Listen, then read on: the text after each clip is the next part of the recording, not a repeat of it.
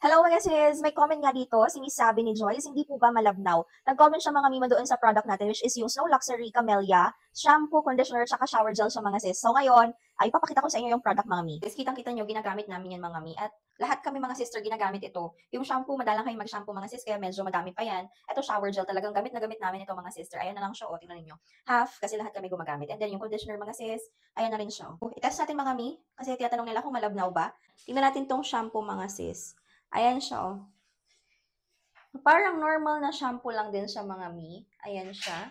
Hindi siya sobrang labnaw mga mi. As in, yung normal lang din naman, shampoo lang din. Parehas lang din mga sis. And kung bubula ba siya mga mi, ayan o, mabulang-mabula mga sis. Tingnan ninyo. Next mga mima, itong conditioner. Ayan o. Hindi siya malabnaw mga sis. Yung ganun lang, parehas lang sa mga ginagamit nating shampoo and conditioner. Ang kagandahan lang nito mga mi, mura siya. Ang dami niya ng laman, bawat bottle. Naman yung shower gel mga mi. Ayan. Mabula din mga mima, ha? Mga mi, i-check na nga dyan sa yellow basket ko kasi napakamura nito mga mima. 830 ml lang isa mga sis. Oo, ang mura-mura kasi sobrang laki niya mga mima. May shampoo ka na, may conditioner ka, at may shower gel ka pa. Kaya anong kinakailangan yung gawin? Check my yellow basket. Check out na!